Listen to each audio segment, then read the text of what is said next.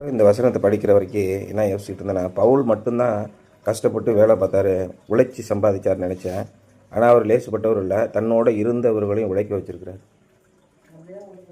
நாங்களே உங்களுக்கு சாட்சிகளாக இருந்தோம்னு சொல்கிறார். இரவும் பகலும் நைட் டியூட்டிலாம் பார்த்துருக்காங்க. இரவும் பகலும் கஷ்டப்பட்டு உழைச்சி சம்பாதிச்சு அந்த வருமானத்தில் ஊழியம் பார்த்துருக்காங்க. இப்போ நம்ம இந்த ஒரு அண்ணன் இருக்கார்ல காஷ்மீரில், அவர் என்ன பண்ணுறாரு, அங்கே போய் உழைக்கிறாரு. அந்த வர சமாதானத்தில் ஊழியம் பார்க்குறார், கடவுளுக்காக ஊழியம் பார்க்குறாரு. ஆமாம், ஒரு சில பேர் இருக்கான் காசு வாங்கிட்டு ஊழியம் பார்க்குறான். அங்கே போனால் எனக்கு காசு கொடுப்பாங்க என்ன, அதானே நான் போய் ஊழியம் பார்க்குறேன். இதுதான் அவங்களுடைய வேலை. இப்படிப்பட்டவங்களும் இருக்காங்க, அப்படிப்பட்டவங்களும் இருக்காங்க. ஆண்டவர் ரெண்டு பேரையும் பார்க்குறாரு. பார்த்துக்கிட்டு அமைதியாக இருப்பார். உடனே ஆண்டவர் அதை பாரார், சர்வ வல்லவர் கவனிக்க மாட்டார் அப்படின்னு மனசுக்குள்ள தைரியமும் திமிரும் வருதான். அதுவும் சங்கீதத்தில் போட்டிருக்கு. கர்த்தரை அதை பாரார், ஆண்டவர் அதை கவனியார் அப்படின்னு வசனம் இருக்குது. இதனால துன்மார்க்கத்துக்கு தக்க தண்டனை உடனே வராதனாலே மனுஷருடைய இருதயம் அவர்களுக்குள்ளே தைரியம் திணவு கொண்டு இருக்கிறது. ரொம்ப துணிச்சல், ஆண்டவர் பார்க்க மாட்டார் அப்படின்ட்டு. Can other C Jesus in you, அது படிச்சிட்டோம்ல. அடுத்து என்ன படிக்கிறோம்? தே ஷல் behold him, அதுவும் படித்தாச்சுல்ல. அடுத்து the nature determines the appetite, அதுவும் படித்தாச்சு. ட்ரெஷர்ஸ் இன் ஹெவன், இன்னைக்கு ட்ரெஷர்ஸ் இன் ஹெவன். ஏசு அதானே சொன்னார், பரலோகத்திலே உங்களுக்கு பொக்கிஷங்களை சேர்த்து வையுங்கள். நம்ம அடிக்கடி நிறைய பேர் என்ன பண்ணுவாங்க, பீரோலலாம் நகையெல்லாம் சேர்த்து வச்சுருவாங்க. முன்னெல்லாம் லாக்கர் இருக்கும், அந்த லாக்கரில் செஸ்ட்டுன்னு சொல்லுவாங்க. பெரிய பெரிய பணக்காரங்க வீட்டிலலாம் செஸ்ட்டு 4-5 சாவி போட்டு தான் திறக்க முடியும். அந்த மாதிரி கோல்டு செஸ்ட்லாம் வச்சுருப்பாங்க. செவத்தில் பூமிக்குள்ளே பயிற்சி வச்சுருப்பாங்க. அப்பப்போ போய் பார்த்துக்குவாங்க, எத்தனை பவுன் இருக்குது. மொத்தம் 260 பவுன் வச்சுருந்தேன். 4 அட்டிகை இருந்தது, 2 சரப்பணி இருந்தது, அப்புறம் நெக்லஸ் இருந்தது, பெரிய லாங் செயின், ஷார்ட் செயின், வளையல் 26 வளையல், ஏன்னா எண்ணி வைப்பாங்க. மனசு பூரா அதிலே இருக்கும். மனசு தைரியமாக இருக்கும். எந்த நாய் எனக்கு தேவையில்லை, கல்யாணமாவது மயிராகுது, ஒரு நாய் எனக்கு தேவையில்லை அப்படின்னு சொல்லிட்டு இருப்பான். ஏன்னா அவனுடைய மனசு பூரா அதில் இருக்கும். அந்த பணம் நல்லா நிறையா என்கிட்ட இருக்குது. எந்த நாய்க்கு நான் கூப்பிட வேண்டியதில்லை, சொல்ல வேண்டியதில்லை. நான் பெரிய பணக்காரன், உன்னையோட பெரிய பணக்காரன்லாம் இருக்கானோ அவனெல்லாம் கம்முன்னு இருக்கான், எல்லாத்தையும் சிரித்து பேசுகிறான். அப்போ என்ன பண்ணுறது? உங்களுடைய மனது எங்கே இருக்குது? இந்த உலகத்திலே இருக்குது. ஆனால் உங்களுடைய மனது எங்கே இருக்க வேண்டும்? உங்களுடைய பொக்கிஷம் எங்கே இருக்க வேண்டும்?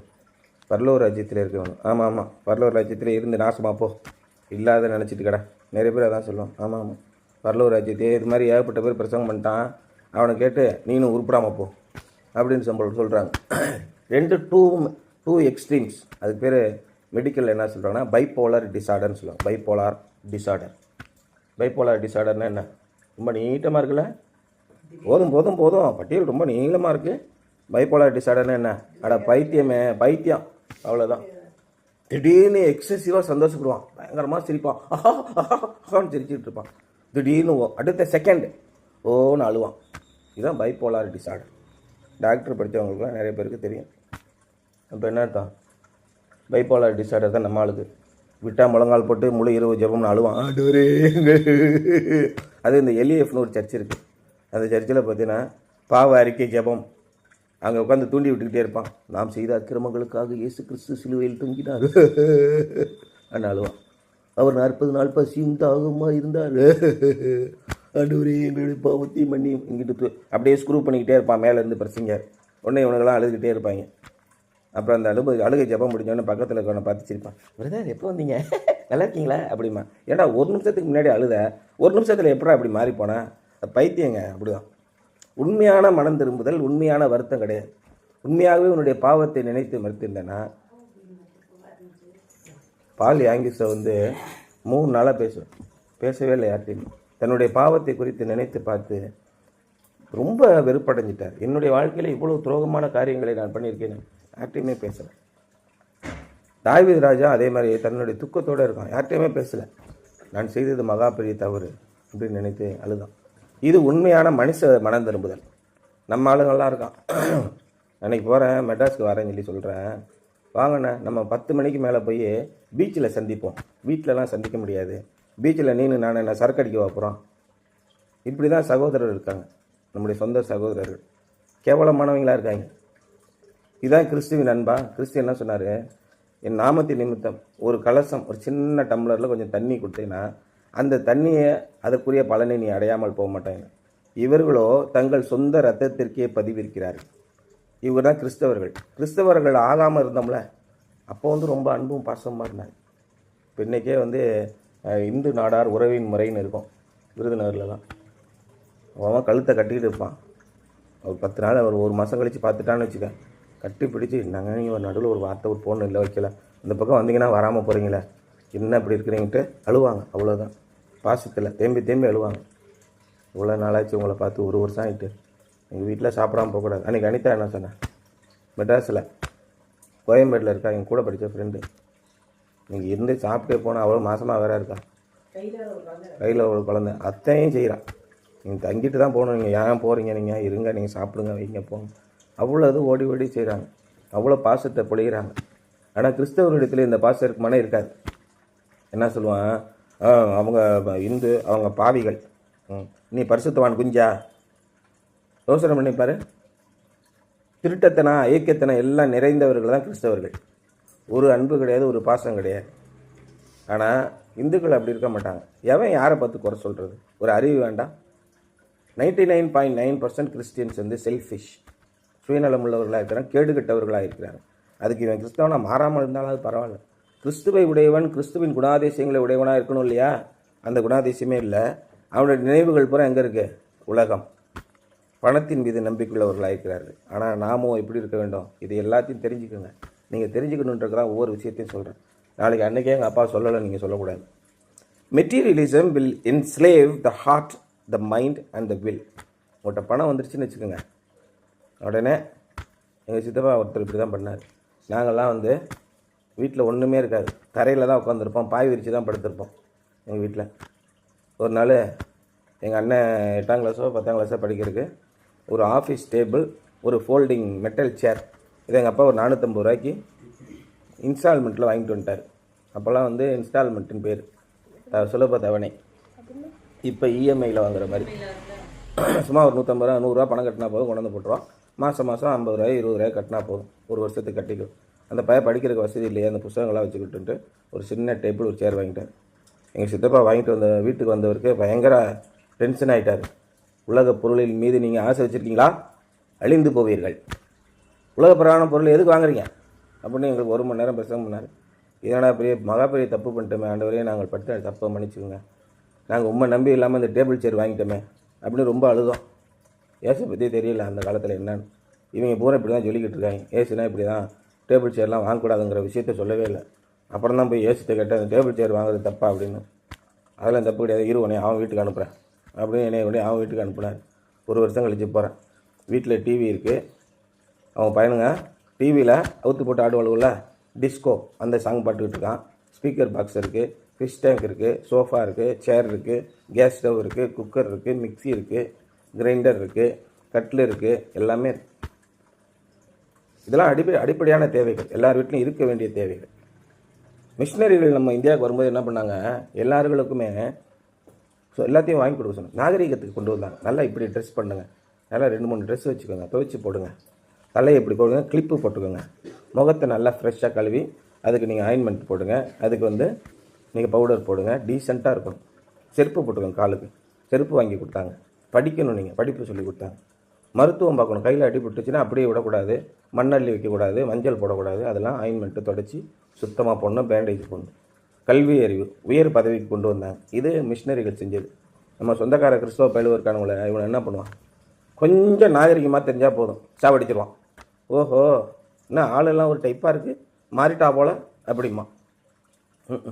ஏற்கனவே எங்களுக்கு கிழிஞ்ச ட்ரெஸ் எல்லாம் கொடுப்பாங்க. சண்டே கிளாஸ்லாம் நடக்குதுல்ல, அது மாதிரி எல்இஎஃப் சர்ச்சில் நாங்கள்லாம் ட்ரெஸ்ஸு போடுறதுக்கு யோக்கியதை இல்லை, எல்லாம் கிழிஞ்சு போய் கிடக்கும். உடனே எங்கள் அத்தை வந்து எங்களுக்கு ட்ரெஸ்ஸு கொடுப்பாங்க. அந்த ட்ரெஸ்ஸு ஏற்கனவே இன்னொருத்தவங்க போட்டிருந்த ட்ரெஸ்ஸு, அந்த ட்ரெஸ்ஸை வாங்கி நாங்கள் போட்டுப்போம்.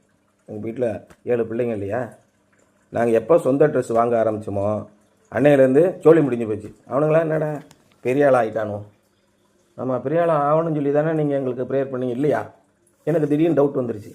ஆமாம், நம்ம நல்லா இருக்கணும் தானே அவங்க ப்ரேயர் பண்ணுவாங்க, இப்போ என்ன இப்படி பேசுகிறாங்க? அந்த சின்ன பிள்ளையோட மனசில் வந்து இந்த கொஷின்லாம் வருது. ஏன்னா உங்களுடைய மனது எங்கே இருக்கிறது, இந்த material wealth of this world. நல்லா யோசனை பண்ணிக்கோங்க. நீங்கள் ஒரு காலத்தில் இப்படி இருக்காதீங்க. பொருள் பெருகினால் உங்கள் மனதை அதன் மேல் வையாதிருங்க, எச்சரிக்கையாக இருங்க. Materialism will enslave the heart, the mind and the will. உங்களுடைய விருப்பத்தையும் உங்களுடைய மனதையும் உங்களுடைய இருதயத்தையும் அடிமையாக்கி போடும். உங்களுக்கு நம்ம என்ன செய்கிறோம்னே தெரியாது. அந்த பொருளுக்கு நீங்கள் அடிமையாகி இல்லாத ஐக்கியத்தனத்தெல்லாம் பண்ணுவீங்க. We can become shackled by the material things of life, but we ought to be liberated and controlled by the Spirit of God. நமக்கு என்னென்னா, இந்த உலகத்தின் பொருட்கள் நம்மளுடைய வாழ்க்கையில் எல்லாம் நிறைஞ்சி இருக்கும். நம்மளை பிடிச்சி இழுக்கும், நம்மளை போய் கொக்கி போடும், மீன் தூண்டில் போடுற மாதிரி போடும். ஆண்டவர் உங்களை ஆசீர்வதிக்கணும், சும்மா ஆசீர்வதிப்பார். ஆமாம், என் பிள்ளைங்களாம் வாங்க, உங்களுக்கு நோய் நொடியெல்லாம் இருக்காது, காலையில் ஒரு இட்லி தருவேன், மதியானம் கொஞ்சம் போல் ஒரு கரண்டி சாப்பிடும். அப்போ தான் நீங்கள் ஆரோக்கியமாக இருப்பீங்க. உங்களுக்கு பிரியாணி கிடையாது, உங்களுக்கு பீஸா கிடையாது, உங்களுக்கெல்லாம் மீன் குழம்புலாம் கிடையாது. உடம்பை நல்லா பார்த்துக்கணும். ஓகே, மதியானம் ஒரு கரண்டி சோறு தருவேன், காலையில் ஒரு இட்லி சாப்பிடுவேன், நைட்டு ஒரு சப்பாத்தி, இதுக்கு மேலே திங்கக்கூடாது அப்படி சொல்லுவார் ஆண்டவர். நீங்கள் ராஜாதி ராஜாவுடைய பிள்ளைகள் எப்படி இருப்பீங்க? ராஜாதி ராஜாவுடைய பிள்ளைங்களுக்கு இளவரசருக்கு என்ன சாப்பாடு இருக்கும்? டேபிள் பூரா பழங்கள் இருக்கும், எல்லா விதமான இது இருக்கும் இல்லையா? இதில் உட்காந்து எல்லா விதமான உணவுப் பொருட்களும் இருக்கும். பாப்பி நீ உட்காந்துக்க, அவங்களுக்கு கிடைக்கும். அப்போ ராஜரீக விருந்து அப்படின்னு சொல்லுவாங்க. ராஜா வீட்டில் அப்படி தான் இருக்கும். வானத்தையும் பூமியும் படித்த ராஜாவுடைய பிள்ளை நான், எனக்கு ஒரு கண்டி கொடுப்பாரா? எல்லாம் கொடுப்பார். அந்த ஆசீர்வாதங்களை எல்லாம் பெற்றுக்கொண்டு தேவன் யார்? கடவுளாக கொடுத்தாரு, எல்லாம் நான் சம்பாதிச்சேன். சாலமோன் தான் சொல்கிறான். என்ன சொன்னானே, ஆண்டவரே எனக்கு நிறைய பொருள் சொத்தை கொடுத்து தேவன் யார் என்று என் மனதில் நினைத்து விடாத படிக்கும், என்னை வறுமையிலே படைத்து நான் தேவனுடைய நாமத்தை தூஷித்து விடாத பிடிக்கும், அன்றன்றுள்ளதே எனக்கு கொடுங்க சாமி, போதும், ரொம்ப காசு வேணாம், ரொம்ப தரித்திரமும் வேண்டாம், அப்படியே என்னை கொண்டு போங்க அப்படின்னு. ஏன்னா நான் போய் மாட்டிடுவேன் உலகத்தில். அதான் சொல்கிறாரு இங்கே கிளியராக சொல்கிறாரு. We can become shackled by the material things of life, but we ought to be liberated and controlled by the Spirit of God. தேவனுடைய ஆவியினாலே, தேவனுடைய ஆவி தான் உங்களை நடத்தணும், உங்களை விடுதலையாக்கணும். If the heart loves material things and puts earthly gain above heavenly investments, உங்களுடைய இருதயம் இந்த உலகப் பொருட்களை விரும்பினால், அல்லது இந்த உலகப் பொருளிலே கிடைக்கக்கூடிய ஆதாயங்களை பரலோகத்தின் மூலதனங்களை விட அதிகமாக வைத்தால் நீங்கள் என்ன பண்ணணும்? The result can only be a tragic loss. உலகத்தில் இருக்கிற பெருமைகள், அகந்தைகள், நான் பெரியவன், நான் என்னை விட ஆள் கிடையாது, என்கிட்ட அவ்வளோ காசு இருக்குது, எல்லாமே நீ நினச்ச. தேவனுடைய குணாதிசயங்கள் என்ன? ஆவியின் கனி. கனிகளா கனியா? கனிகளா கனியா? அன்னைக்கு கூட இது சொன்னார்ல மேட்டுப்பாளையத்தில், வந்தானா? ஆவியின், நீ சொல்லு, ஆவியின் கனிகளா கனியா? ரெண்டு சொன்னார் ஐயர். ஆவியின் வரங்கள் நிறையா இருக்குது, தீர்க்கதரிசனம் சொல்கிறது இதெல்லாம். ஆவியின் வரங்களை ஒருத்தருக்கு ஒன்று தான் கொடுத்தார் இல்லையா? ஆவியின் வரங்களை ஒருவருக்கு அவனவனுடைய தகுத்தம் பகிர்ந்து அளித்தால் ஆவியின் வரங்கள் 9. ஆவியின் கனி 9 சுவை உள்ளது. கனி தான், ஒரு கனி தான். மேலே இருக்கும்போது ஒரு டேஸ்ட்டு அன்பு, அடுத்து ஒரு டேஸ்ட்டு சந்தோஷம், அடுத்து ஒரு டேஸ்ட் சமாதானம், நீடிய பொறுமை, இச்சையடக்கம். எப்படி இல்லையா? இதெல்லாம் இருக்கா அப்படின்னு பார்க்க. இதை விட்டு நீங்கள் போயிடக்கூடாது. எப்பயும் தேவனை பிடித்து கொள்ள வேண்டும். உங்களுக்கு துரோகம் பண்ணுறவன் இருப்பான். இயேசு கிறிஸ்துவோட 2 பேர் இருக்கான். பச்சை துரோகம் பண்ண பயிலுவான். ஒருத்தர் என்ன சொல்லிவிட்டான், ஒரு 30 காசு வாங்கிட்டு இயேசு என்னை கண்டுபிடிக்கணும்னு சொல்ல போலீஸ் தேடுது. இயேசு எப்படியா காலி பண்ணணும், சர்ச்சுக்கு விரோதமாக ரொம்ப டார்ச்சர் பண்ணிக்கிட்டு இருக்கான், உண்மையெல்லாம் போட்டு உடைக்கிறான் அப்படின்னு. உண்மையெல்லாம் என்ன போட்டு உடைச்சான்? பார்வைக்கு நீண்ட அங்கிகளை தரித்து கொள்ள வேண்டியது, விதவைகளின் வீடுகளுக்குள்ளே அவ்வளவு போய் காலி பண்ண வேண்டியது, இந்த மாதிரி பண்ணான். அந்த காலத்தில் விதவைகளின் வீடுகளை பட்சித்து அப்படி ஏன் போட்டிருக்குன்னா, அந்த இஸ்ரேல் நாட்டில் ஒருத்தன் கணவன் இல்லாமல் போயிட்டான்னு வச்சுக்க, அவள் சொத்து ஊர் சொத்து, அவளை என்ன வேணால் பண்ணலாம், அவள் வீட்டில் இருக்க சொத்தை எடுத்துக்கலாம், அவள் வீட்டை பிடிச்சிட்டு அவளை தடுத்தி விடலாம். இந்த மாதிரி அவங்களுடைய நாட்டில் ஒரு கோட்பாடு இருந்தது, கடவுளுக்கு விரோதமான கோட்பாடு. ஏசு அதுதான் சொன்னார், விதவைகளின் வீடுகளை பட்சித்து திக்கற்றவர்களை பண்ணி தான் நாசம் பண்ணுவான். யார்? பார்வைக்கு நீண்ட அங்கீகாரம் போட்டு முழு இரவு ஜெபம் பண்ணுறான்ல, ஏசு ஏசுன்னு அழுவலு கத்துறான்ல, அந்த பையன் அத்தனை பேர் திருட்டு பையன். இதை ஆண்டவர் போட்டு உடைச்சிட்டார். உடைச்ச உடனே அவனை காலி பண்ணுங்கிறான். காலி பண்ணுறதுக்கு கூட இருந்தவன் தான் ஹெல்ப்பு. ஆமாம், 3.5 வருஷம் கூட இருந்து காசி தூக்கிட்டு இருந்த பையன் 30 காசு வாங்கிட்டு நான் யாரை கட்டி பிடிச்சி முத்தம் கொடுக்குறோன்னா அவர் தான் ஏசு, அப்படியே பிடிச்சி போட்டு தள்ளிருந்தான். பச்சை துரோகம் பண்ணான். இன்னொரு பையன் இருந்தான், அவன் பேர் பீட்டர்னு பேர். அவன் என்ன சொல்லிவிட்டான், ஏசுவா அந்த மாதிரி ஒரு ஆள் எனக்கு தெரியாதுங்க, கிடையவே கிடையாது. ஏசுனா எனக்கு தெரியாது, நான் வெளியூருங்க. ஏசுனா யார்? அப்படின்னு கேட்டான். எல்லாம் பச்சை துரோகிகளை தான் பக்கத்தில் வச்சுருந்தார். நம்ம கூட இருக்க பயல பூரா அப்படி தான் இருப்பான். நேற்று அதான் ஜெபம் பண்ணும்போது, ஆண்டவரே என்ன இப்படியெல்லாம் இருக்காங்க அப்படின்னு. அதானே பெரிய பிரமாதம், இதோட ஸ்பெஷலைட்டாக ஒன்று இருக்குது அப்படின்னு சொல்லி சொன்னார். என் கூட 2 பேர் ஐக்கிய பயல்களை வச்சுருந்தேன்டா, அவங்கள வச்சு தான் சர்ச்சை நடத்த வேண்டியிருக்கு. என்ன பண்ணுறது, எல்லாத்தையும் அணிவிச்சு தான் போகணும். ஆமாம், அப்படி தான் நடக்குது இன்றைக்கி கிறிஸ்தவம். If the heart loves material things and puts earthly gain above heavenly investments, the result can only be a tragic loss. கடுமையான இழப்பு, படு பயங்கரமான இழப்பு உங்களுக்கு வரும். The treasures of earth may be used for God. ஆனால் பூமியில் கிடைக்கக்கூடிய சொத்துக்களை தேவனுடைய மகிமைக்கென்று யாரெல்லாம் பயன்படுத்துகிறார்களோ அவர்களெல்லாம் என்றென்றும் நிலைத்திருக்கிறவர்களாக இருந்தார். இப்போ லிவிங்ஸ்டன் ஒருத்தர் இருந்தார். அவர் பார்த்தீங்கன்னா பெரிய மிகப்பெரிய காரியங்களை சவுத் ஆப்பிரிக்காவில் செஞ்சார். இந்தியாவில் பார்த்தீங்கன்னா நீங்கள் உங்கள் ஊரில் கோத்தகிரியில் பெரிய பெரிய காலேஜ் கட்டி பெரிய பெரிய ஸ்கூலு சர்ச்செல்லாம் கட்டியிருக்காங்கல்ல. எல்லா கிறிஸ்தவ மிஷினரிகள் வந்து ஏழை எளிய மக்களுக்காக பாடுபட்டாங்க, ட்ரெஸ்ஸு கொடுத்தாங்க, மருத்துவமனை கட்டினாங்க. அதேமாதிரி வில்லியம் கேரி பங்களாதேஷில், ஐடாஸ் கட்டர், சாரா டக்கர், எவ்வளோ பேர் எல்லாமே என்ன பண்ணாங்க, இன்றைக்கும் நினைக்கிறாங்க. ஏன் நினைக்கிறாங்க, அவர்கள் சம்பாதித்த உலக பிரகாரமான சொத்துக்களை எல்லாம் ஆண்டவருக்காக செலவழித்தார்கள். எல்லாத்தையும் இறுக்கி முடிஞ்சு இடுப்பில் கட்டிக்கிட்டு இருந்தவெல்லாம் they will face the tragic loss. But if we gather material things for ourselves, we will lose them. பொருள் சம்பாதிக்க வேண்டும், அந்த பொருளை நானே வைத்துக்கொள்ள வேண்டும், எவனுக்கும் செலவழிச்சிடக்கூடாது. ஒருத்தனை வந்து ஒரு விருந்துக்கு அழைப்பதற்கு கூட மனம் வரவில்லை. எவ்வளோ லட்சக்கணக்காக சம்பாதிச்சாலும், புருஷன் முன்னாடி சம்பாதிச்சாலும் எதுக்கு அடுத்தவனுக்கு செலவழிக்கணுன்ற மென்டாலிட்டி தான் இருக்குது. ஏன்னா அந்த பண வெறி. 500 ரூபா கூட செலவழித்து போச்சுன்னா அப்பா தாளுக்கே வாங்கி கொடுக்க மாட்டேங்கிறான். அந்த மாதிரி நிறைய பேர் இருக்கான். மகா கேடு உள்ளவர்களாக இருக்குது. ஏன்னா பொருளாசை மனசை பூரா கரப்ட் பண்ணிடுச்சு பணம். இப்போ 3 பேர் வந்துட்டாங்க, 3 பேர் வராங்களா, எவ்வளோ செலவாக போகுதுன்னு தெரில, வடிச்சு கொட்டியே நாசமாக போகுது. இப்படி சிந்தனை பண்ணால் எப்படி உறவுகள் நிலைக்கும்? இல்லை, இன்றைக்கி செலவழிக்க போகிறோம், நாளைக்கு அவங்க செலவழிக்க போகிறாங்க. இந்த சாப்பாடு இந்த சொத்தை விட எனக்கு அவங்க ரொம்ப முக்கியமானவங்க. நீங்கள் வாங்க எங்கள் வீட்டுக்கு வந்து 10 நாள் இருங்க. இது எப்படி அன்பு இருக்குது? வாங்கண்ணே நம்ம போய் பீச்சில் சந்திப்போம் 10 மணிக்கு மேலே. நானே பொறுக்கி போயலாம் பீச்சில் சந்திக்கிறதுக்கு, இல்லை குடியார போயலாம், இல்லை கஞ்சா அடிக்க போகிறேன்னா. இது மாதிரி ஒரு சகோதரன் சொல்கிறான், கிறிஸ்துவுக்குள் அன்பான சகோதரன், ஊரெல்லாம் போய் பிரசங்கம் பண்ணக்கூடியவன். எவ்வளோ ஐக்கியத்தனமான மனது உங்களுக்குள்ளே இருக்குது. But if we gather material things for our self we will lose them and we will lose our hearts with them. அதோட உன்னுடைய இருதயமும் போச்சு, உன்னுடைய ஆத்மாவும் போச்சு. எப்பொழுது பணத்தின் மீது நீங்கள் நம்பிக்கை வைக்கிறீர்களோ, அதான் சொல்கிறாரு, ஐஸ்வர்யவானாக வேண்டும் என்று விரும்பாதே, விரும்பினால் தரித்திரனாவாய். ஐஸ்வர்யமானது தனது ரெக்கைகளை உண்டு பண்ணிக்கொண்டு பறக்குமா, நீ பின்னாடியே போய் நாசமாக போவ. ஆனால் தேவன் கர்த்தருக்கு பயப்படு, கர்த்தரின் ஆசீர்வாதமே ஐஸ்வர்யத்திற்கும், அதனோட அவர் வேதனையை கூட்ட மாட்டார். எனக்கு 1 கோடி ரூபா கொடுத்து நான் என்ன பண்ணுறது? 1 கோடி ரூபா வச்சு என்ன பண்ணுறது? சர்ச்சுக்கு காம்பவுண்ட் வால் கட்டலாமா, காலேஜ் கட்டலாமா, ஸ்கூல் கட்டலாமா, மிஷினரிகளுக்கு உதவலாமா? இப்படி யோசித்தால் நீ விருத்தி அடைந்து கொண்டே போவாய். வாரி இறைத்தும் விருத்தி அடைவாரும் உண்டு, அதிகமாய் பிசினித்தனம் பண்ணியும் தரித்திரம் அடைவாரும் உண்டு. Instead of spiritual enrichment, we will experience impoverishment. ஆவிக்குரிய வகையிலே நாங்கள் மேலும் மேலும் செழிப்படைவதை விட நீங்கள் எப்படி போவீங்க? நாசமாக போவீங்க. இம்பாவரிஷ்மெண்ட், வறுமையின் மேல் வறுமை அடைவீர்கள். எப்பொழுது? உலகப் பொருளை தேடி போனால்.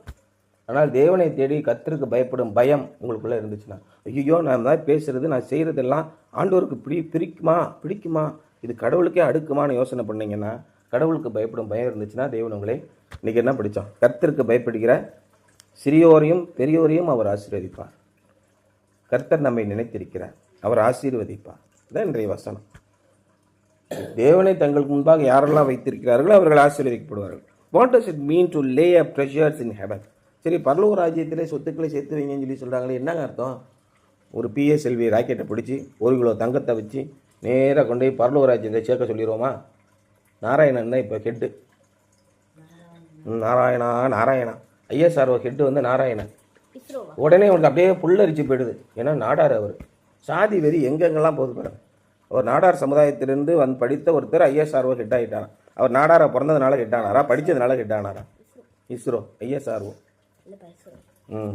அக்ரினிம்ஸ்லாம் அப்படி சொல்லக்கூடாது, ஐஎஸ்ஆர்ஓ தான் சொல்லணும். அப்படி சொல்லும்போது என்ன ஆகுது?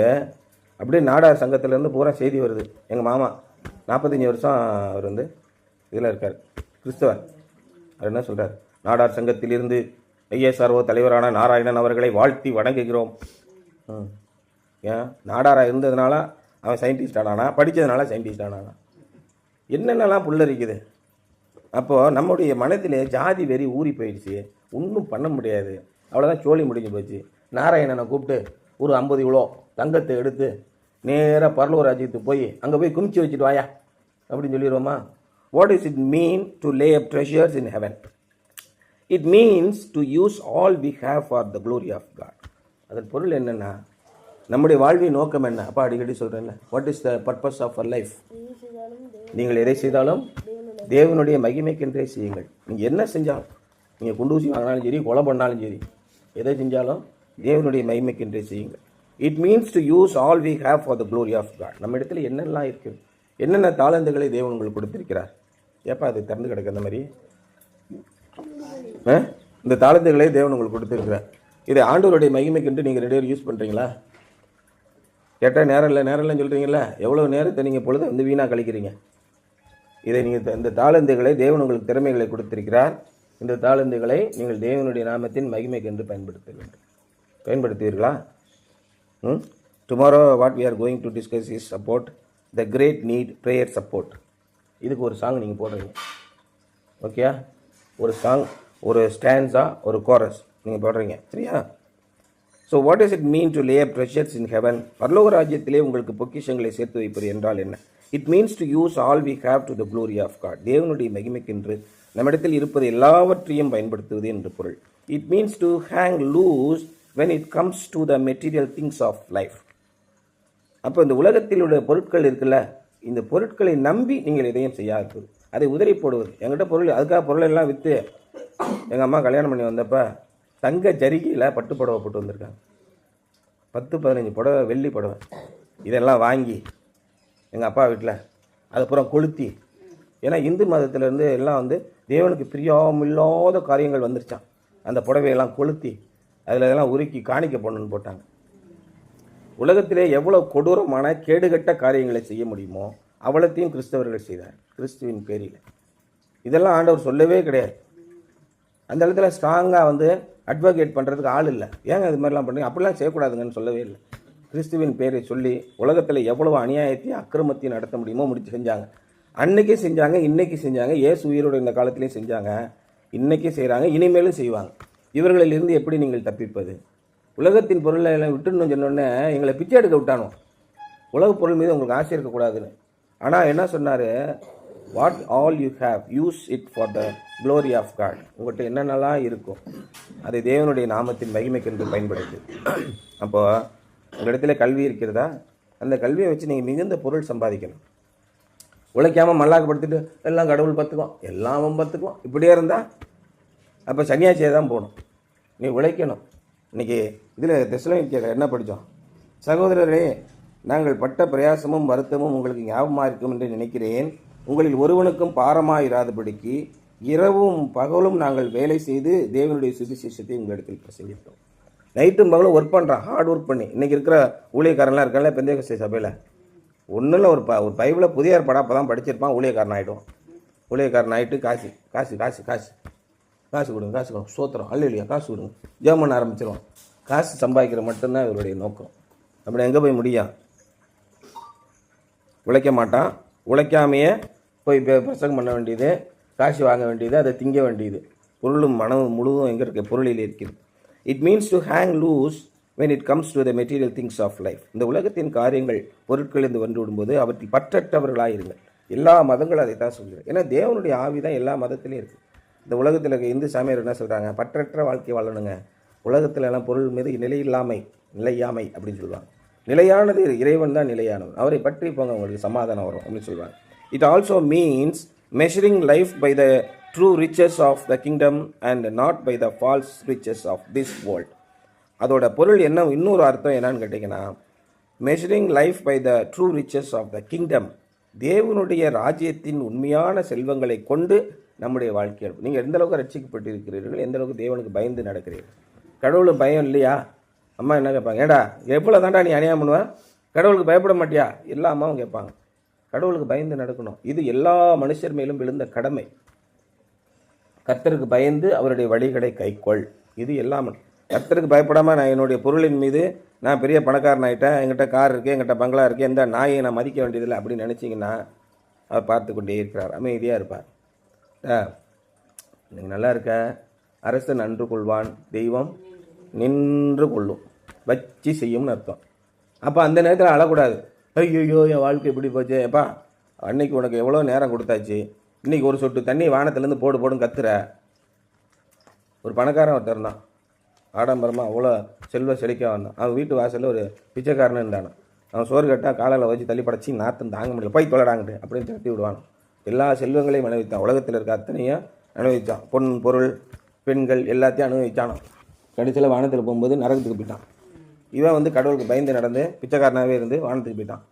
உடனே இவனுக்கு என்ன பண்ணுவானா, கடவுளுக்கு பயப்படுறவங்களாம் பிச்சைக்காரனாக இருக்கணும் பிரச்சனை பண்ணுவான், பணக்காரன் ஆகக்கூடாதுன்னு பிரச்சனை பண்ணுவான். எதை கொண்டு எங்கே புட்டா பண்ணுறாமரு. நீங்கள் கடவுளுக்கு பயந்து நடக்கும்போது சகல விதமான ஆசீர்வாதங்களினாலும் கர்த்தர் உங்களை ஆபிரகாமை எப்படி ஆசீர்வதிச்சார், தாவீதை எப்படி ஆசீர்வதிச்சார், யோபை எப்படி ஆசீர்வதிச்சார், சாலமோனை எப்படி ஆசீர்வதிச்சார், அவங்களெலாம் ஆசீர்வதிக்கலையா? கடுமையாக ஆசீர்வதிச்சார். அப்போ வானத்திலேருந்து போடும்போது எனக்கு தாங்க முடியல, ஒரே அவனுக்கு சுண்டு வரல தண்ணியில் நினச்சி அப்படியே மேலேருந்து ஒரே ஒரு சொட்டு போட சொல்லுங்க, எனக்கு போதும் அது போதும் அப்படின்னு கெஞ்சுவான். உனக்கு கொடுத்த காலத்தில் நீ என்ஜாய் பண்ணிட்ட, உன் ஜோலி முடிஞ்சு போச்சு, இப்போ அவன் ராஜரீகமாக இருப்பான், அதெல்லாம் ஒரு சொட்டு தண்ணியும் போட முடியாது, ஒன்றும் போட முடியாது கடவுள் சொல்லிடுவார். It also means measuring life by the true riches of the kingdom and not by the false riches of this world.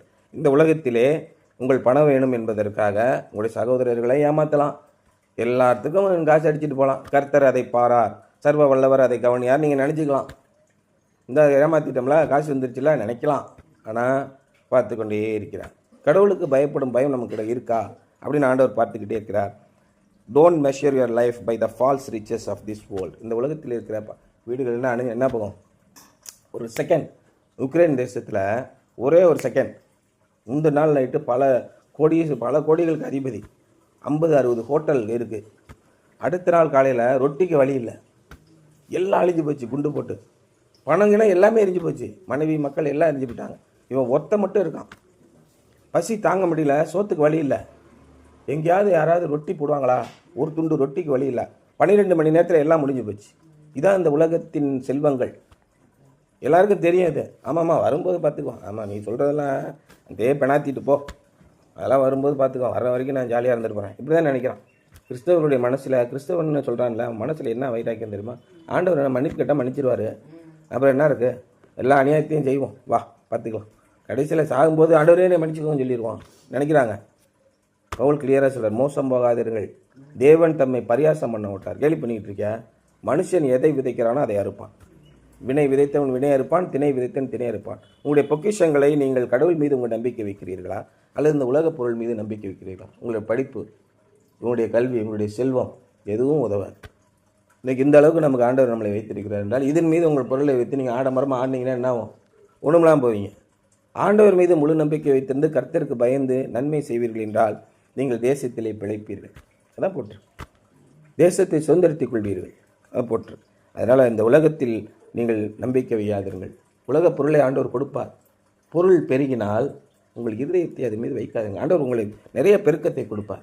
கர்த்தருக்கு பயப்படுகிற சிறியோரையும் பெரியோரையும் அவர் ஆசீர்வதிப்பார். ஆசீர்வாதத்தின் மேல் ஆசீர்வாதம் கொடுத்துக்கிட்டு இருப்பார். அப்பயும் நம்ம கண்ணை ஆண்டவர்கிட்டே இருக்கணும்.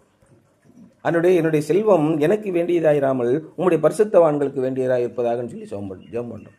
இப்படி தான் நீங்கள் வாழ வேண்டும். Today's scriptures, Proverbs 23 words 4 and 5. Do not wear yourself out to get riches. பார்த்தியா, உன்னுடைய என்னென்ன பாடுபட்டு உன்னை தேய்ச்சி பணக்காரனாகணும்னு நினைக்காத. அதே வசனம் தான் வந்திருக்கு போல. Do not wear yourself out to get rich. உன்னையவே உன் வாழ்க்கையவே அழிச்சிக்கிறாத, உன்னை போட்டு தேய்க்காதுன்னு டைரக்ட் பண்ணி நம்ம படித்த அதே வசனம் தான் போ, எல்லாம் சேர்ந்து ஒன்றா தான் வருது. அப்போ என்ன போட்டிருக்குன்னா, இதில் விரும்பாதேன்னு போட்டிருக்குல்ல, அது விரும்பாதேன்னு இல்லையா. டோன்ட் வேர் யோர் செல்ஃப்னு என்ன அர்த்தம், உன்னை போட்டு தேய்ச்சிக்கிட்டே வேற அண்ட் டேர்னு சொல்கிறோம்ல, பாடாப்பட்டு நொம்பலப்பட்டு இந்த உலகத்திலே பணக்காரனாகணும்னு இடு நினைக்காத. Have the wisdom to show restrained. இப்படியே போய்கிட்டே இருக்காதா, நின்று பாடுறா, விலகிடு, அந்த போக்கிலே போகாத, ஆற்றுல அடிச்சுட்டு போகுது, கொஞ்சம் விலகி வா. Restraint. Cast but a glance at riches and they are gone. கொஞ்ச நேரம் நின்று அந்த செல்வங்கள் எல்லாம் என்ன செய்யுதுன்னு பாரு. எனக்கு தெரிஞ்ச ஒருத்தர் 1 வருஷத்துக்கு முன்னாடி இன்னோவா கார் வாங்கினார், 28 லட்சத்துக்கு. மறு வருஷம் அதே தேதியில், சார் ஒரு 15,000 அந்த போட்டு விடுங்க சார், கொஞ்சம் 2 நாளில் தந்துடுறேன். இப்போ என்ன அர்த்தம், ஒன்று என்னை இயக்கணும், இல்லைன்னா பேங்க்கில் ஒன்றுமே இல்லைன்னு அர்த்தம். அப்போ உன்னுடைய பொருள் எங்கே போச்சு? Cast but a glance at riches. உலக பிரகாரமான செல்வங்களின் மீது நின்று என்ன நடக்குதுன்னு பாரு. For they will surely sprout wings and fly off to sky like an eagle. நிச்சயமாக 100% அவை தனக்கு சிறகுகளை உண்டு பண்ணி கொண்டு வானத்திலே இப்போ என்ன போட்டிருக்கு? வானத்திலே பிரயாசப்படாதே, சுய புத்தியத்தை சாராதே, இல்லாமல்